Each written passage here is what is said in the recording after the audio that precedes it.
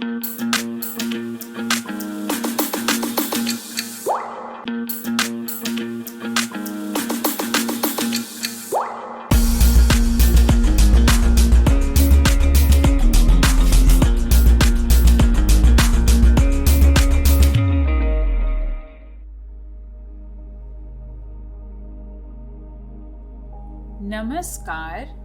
जय सीताराम जी। समभाव समदृष्टि के इस स्कूल से प्रदत्त की जा रही आत्मिक ज्ञान की शिक्षा के माध्यम से हम जान चुके हैं कि आत्मज्ञान सर्वश्रेष्ठ ज्ञान है, क्योंकि हकीकत में यही हृदय को शांति प्रदान करने वाला है और इसी द्वारा जीव ईश्वर के हुक्म अनुसार समरसता से आनंदमय जीवन व्यतीत करते हुए सहज ही अमर पद प्राप्त कर सकता है। इससे ज्ञात होता है कि आत्मज्ञान अत्यंत महत्वपूर्ण उपलब्धि है, किंतु यह उपलब्धि आत्मनिरीक्षण के अभाव में असंभव है। आत्मनिरीक्षण ही आत्मज्ञान का प्रथम सोपान है, क्योंकि इससे हमें स्वयं विवेक के प्रकाश में अपनी मानसिक क्रियाओं और अवस्थाओं का सही आंकलन यानी विश्लेषण कर अपनाए दोषों का शमन यानी आत्म सुधार कर निर्विकारी बनने का सुअवसर प्राप्त होता है। इससे ही असत्य का अंधकार मिटता है, मन उपशम होता है, विचार शक्ति व आत्म जागरूकता बढ़ती है, जीवा स्वतंत्र व संकल्प स्वच्छ हो पाता है। अंतश्चेतना यानी वह शक्ति जो ज्ञान का मूलाधार है, उसका बोध होता है। अंतर्दृष्टि यानी विवेक शक्ति का विकास होता है। वृत्ति, स्मृति, बुद्धि व स्वभाव निर्मल बने रह पाते हैं और हम अपनी वास्तविकता यानी यथार्थता का बोध कर आत्मस्मृति में बने रहने में सक्षम हो जाते हैं। इस महत्ता के दृष्टिगत ही सत वस्तु के कुदरती ग्रंथ में इसे सर्वोत्तम फर्स्ट का परिणाम करने का हेतु मानकर कहा गया है। फिर फर्स्ट दी एहो है निशानी, अपनी एक करन निगाह बानी। ओ साजन अपनी एक करन निगाह बानी। फिर आलम एहो परिश्रम दिखाओ, फिर आलम एहो परिश्रम दिखाओ।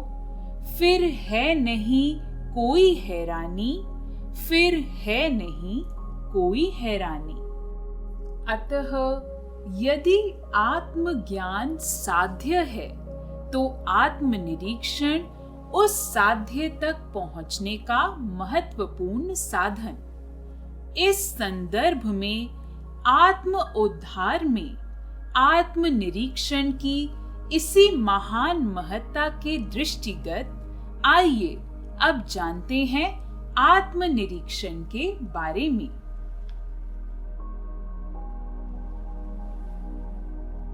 आत्मनिरीक्षण का शाब्दिक अर्थ है अपने भावों, वृत्तियों, गलतियों, त्रुटियों व गुण दोषों को जानने समझने का सही प्रयत्न करना।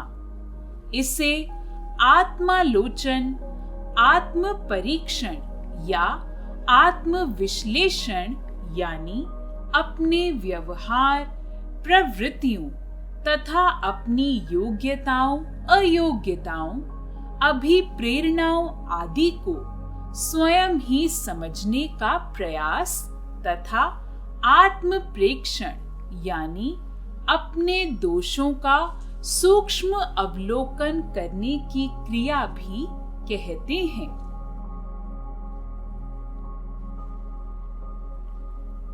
अन्य शब्दों में आत्मनिरीक्षण अपने भीतर की विभिन्न गतिविधियों के बारे में, अपनी प्रकृति के बारे में सचेतन होने की क्रिया है।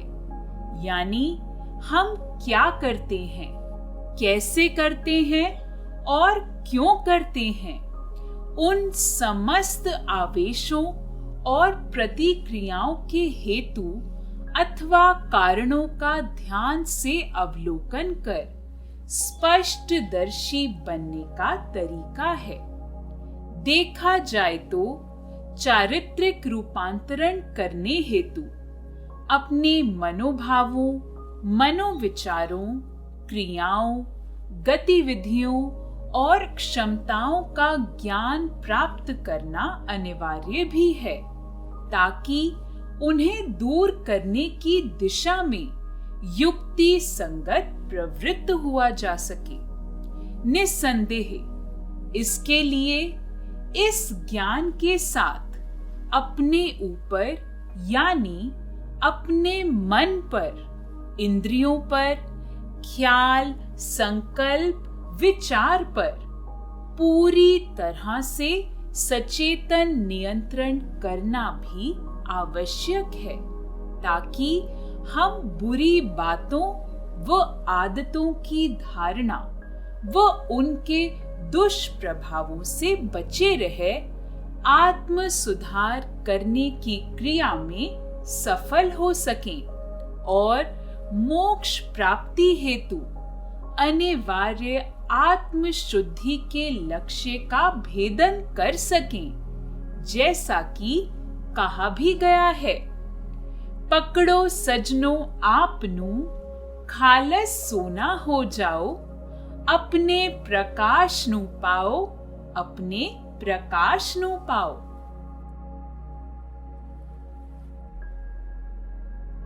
यह तो सर्व सिद्ध सत्य है कि आत्म उद्धार के लिए अंतर मन में घर कर गई बुराइयों से मुक्ति पाना अनिवार्य है।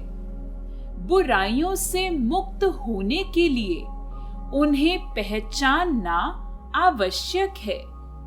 निश्चित रूप से यह पहचान आत्मनिरीक्षण से ही संभव है।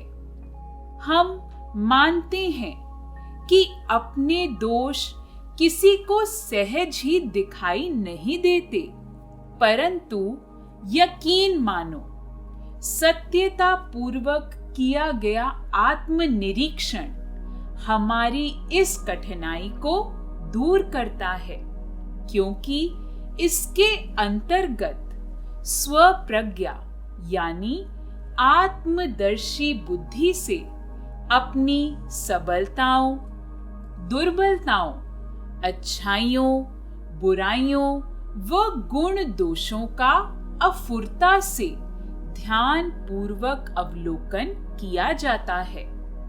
तत्पश्चात आत्म संयम यानी अपने मन और इंद्रियों पर पूर्णतः नियंत्रण रखते हुए आत्म सुधार की ओर प्रवृत्त हुआ जाता है।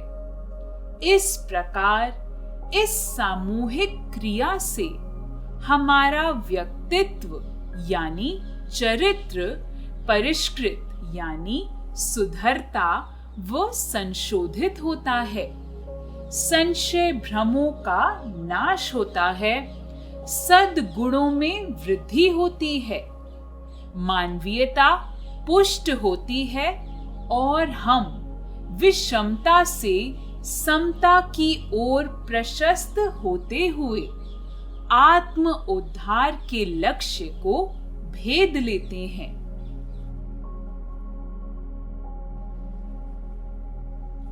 आत्मनिरीक्षण के लिए सर्वाधिक महत्वपूर्ण है स्वयं में सुधार लाने, यानी अपने दोषों को दूर करने की प्रबल इच्छा। जब तक यह इच्छा जागृत नहीं होगी और इसके प्रति हमारा संकल्प दृढ़ नहीं होगा, तब तक हम अपनी भूलों, अपने दोषों और अपनी कमियों को सहज भाव से स्वीकार नहीं कर पाएंगे और उनके प्रकट हो जाने पर उसके समर्थन में तर्क कुतर्क करते हुए स्वयं को सही सिद्ध करने का प्रयत्न करते रहेंगे।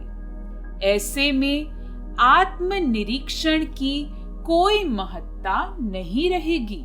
अतः सबसे पहले अपने दोषों का परिहार करने की सद इच्छा को मन में जागृत कर उसे मजबूत करें और इस हेतु दिल से स्वीकारें।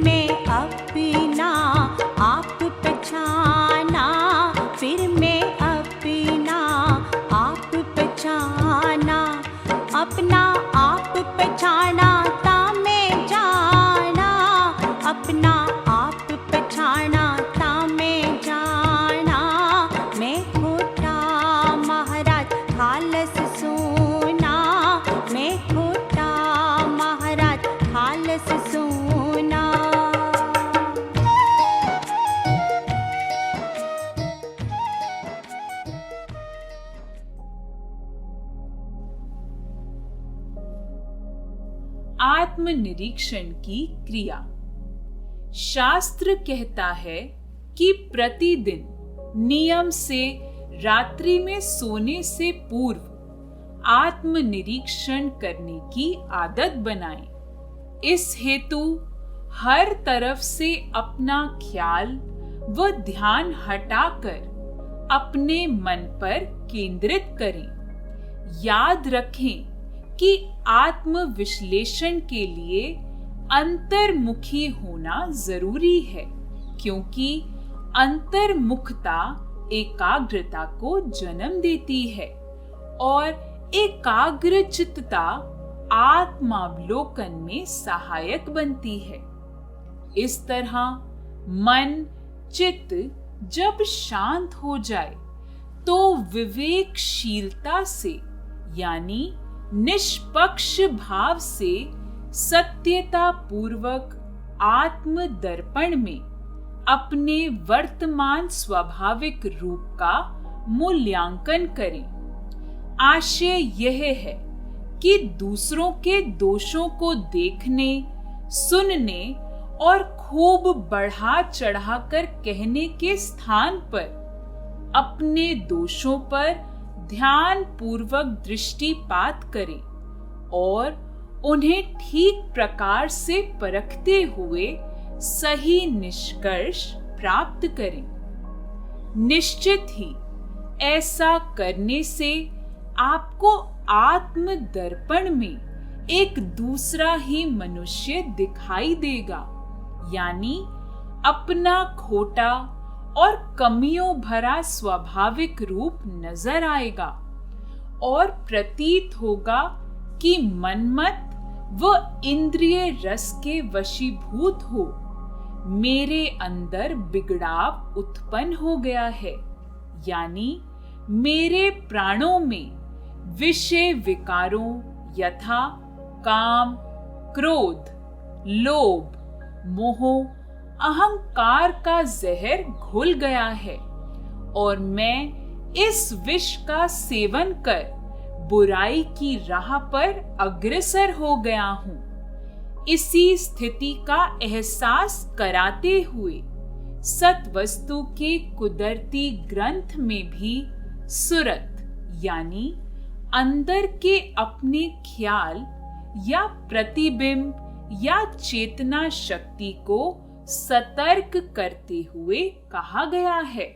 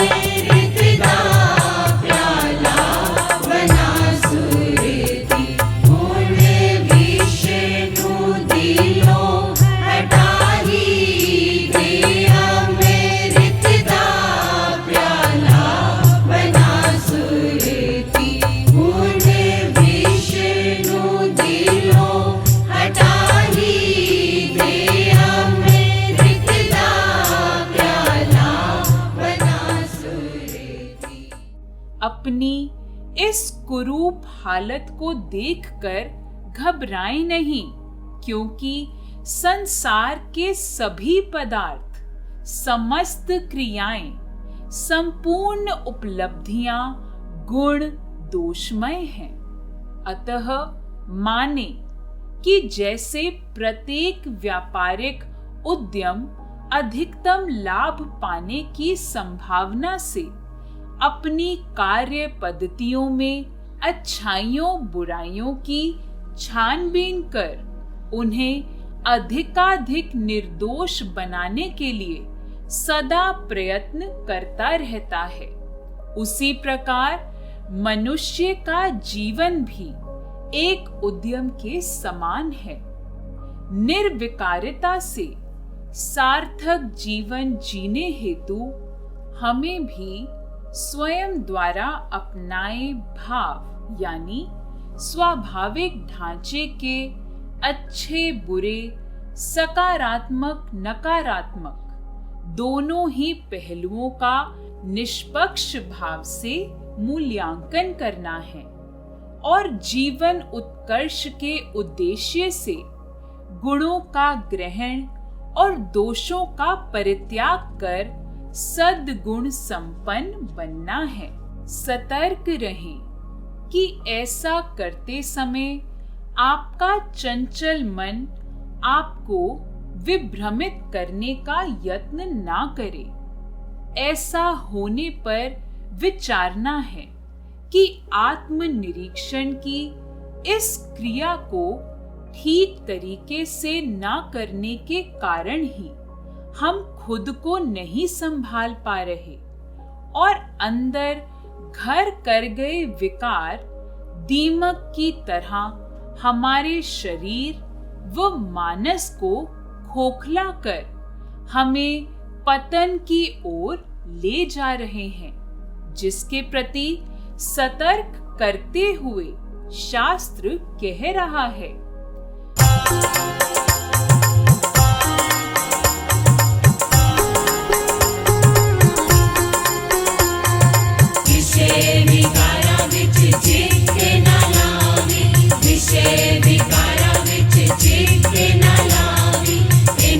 बोलो तू बच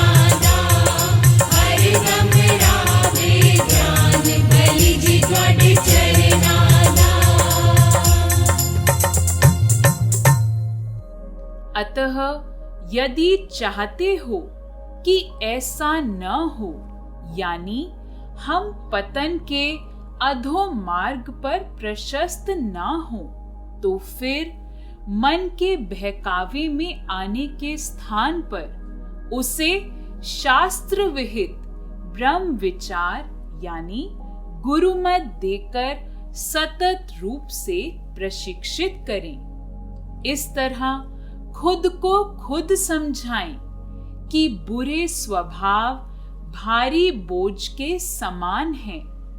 इसी के कारण हमारी शक्ति का अपव्यय होता है और हमारा मन मस्तिष्क हमेशा दुविधा युक्त व तनावग्रस्त रहता है। इस द्वंद्वात्मक वातावरण में फिर बुद्धि भी अंतर्निहित विवेक शक्ति का इस्तेमाल कर सही गलत भले बुरे की परख ठीक से नहीं कर पाती और सही निर्णय लेने में चूक जाती है। इस हानि के दृष्टिगत अपने स्वभाव से दुर्गुणों को निकाल फेंकें, यानी उनका व्यवहारिक जीवन में इस्तेमाल करना बंद कर दें और आत्मिक गुणों को एक एक करके आत्मसात करना शुरू कर दें। ऐसा करने से अपने संबंध में स्वस्थापित घमंड व गलत फहमियों के घेरे से बाहर निकल आओगे और आपकी सहज स्वाभाविक सुंदरता अपने आप निखर कर सामने आएगी। इस संदर्भ में अपनी कमजोरियों से कभी भी हतोत्साहित मत होवें, क्योंकि ऐसा करने का अर्थ होगा कि आपने अपनी हार स्वीकार कर ली है। अतः ऐसा मत होने दें, अपितु आत्म विश्लेषण द्वारा यानी अंतर्निहित विवेक शक्ति के प्रयोग द्वारा अपनी सहायता स्वयं करने में सक्षम बने। ज्ञात हो कि जो लोग अपनी विश्लेषणात्मक बुद्धि का उपयोग नहीं करते, वे हकीकत में सही से देख ही नहीं पाते। उनमें आत्मा का सहजात ज्ञान अज्ञान से ढक जाता है और वे अपने यथार्थ दिव्य गुणों, ज्ञान, शक्ति व स्वरूप को भूल जाते हैं। जानो, इसी आत्म विस्मृति के कारण वे दुख में पड़े रहे आजीवन रोते झुकते रहते हैं। इस दुख से बचने हेतु सदा याद रखो कि जैसे ईश्वर ने हमें अपनी पलकें खोलकर प्रकाश के माध्यम से संसार को देखने की शक्ति दी है, ठीक उसी प्रकार आत्म प्रकाश द्वारा अज्ञान आवरण को हटाकर अपने वास्तविक अलौकिक स्वरूप को प्रकट करने की शक्ति भी दी है। इस बात को भली भांति समझने हेतु अपनी आंखें बंद करें। अब देखें कि क्या आपको कुछ निगाह आ रहा है। निसंदेह आप कुछ भी नहीं देख पा रहे, क्योंकि प्रकाश का अभाव है। अब पलकें खोलें और देखें, क्या सब निगाह आ रहा है। जानो, ख्याल व ध्यान दोनों के ही प्रकाशवल होने के कारण व्याप्त प्रकाश तथा प्रकाश में पड़ी हुई समस्त वस्तुएं ठीक से नजर आ रही हैं और उनका यथार्थ बोध हो पा रहा है। इसी तरह अंदरूनी वृत्ति में होता है। अंदरूनी वृत्ति में भी जब ख्याल व ध्यान दोनों आत्म प्रकाश की तरफ हो जाते हैं तो आत्मा में व्याप्त परमात्मा निगाह आ जाता है। अतः यदि चाहते हो कि मस्तक की ताकी खुले और आत्म स्वरूप प्रकट हो तो प्रतिदिन नियम से रात्रि में सोने से पूर्व सही तरीके से अपना आत्म निरीक्षण करें और पाई मानसिक कमजोरियों को युक्ति संगत दूर करने का प्रयास करें। भूल कर भी इस काम को कल पर टालने की गलती ना करें। पूर्ण विजय प्राप्ति के लिए केवल रात्रि में ही नहीं अपितु दिनचर्या के दौरान भी यदा कदा 1 मिनट के लिए स्थिर होकर क्या कर रहे हो, क्या सोच रहे हो, इसका विश्लेषण करें। यानी ख्याल, वाणी व कर्म तीनों पर निगाह बानी रखें। यहाँ ज्ञात हो जो अपना आत्म विश्लेषण नहीं करते वे कभी नहीं बदलते। वे ना बढ़ते हैं ना घटते हैं, बस जहां हैं उन्हीं स्वभावों में अटक कर रह जाते हैं और जीवन हार जाते हैं। यह अस्तित्व की अत्यंत कठिन व खतरनाक अवस्था है।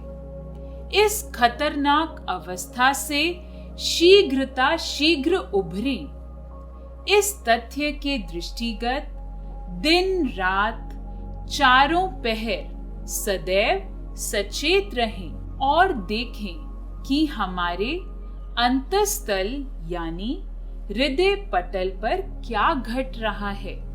इस तरह जो समभाव समदृष्टि के सबक के या मानव धर्म के विरुद्ध हो वह जिसे नहीं करना चाहिए उस ओर जब मन आकृष्ट होना प्रतीत हो तो उसे प्रयास पूर्वक रोकें यानी वैसा न करने दें।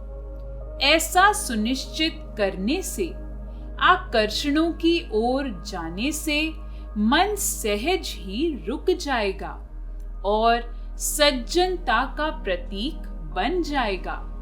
अंत में इस प्रयोजन में सफल होने हेतु कदम कदम पर विचार जो ईश्वर के मुख की वाणी है यानी आत्मा की आवाज है वह गुरुमत है, उसको पकड़ने की आदत डालें। इस संदर्भ में सत वस्तु के कुदरती ग्रंथ के अनुसार याद रखें कि विचार पर चलने वालों की ही सदा जीत जीत और फतेह फतेह होती है।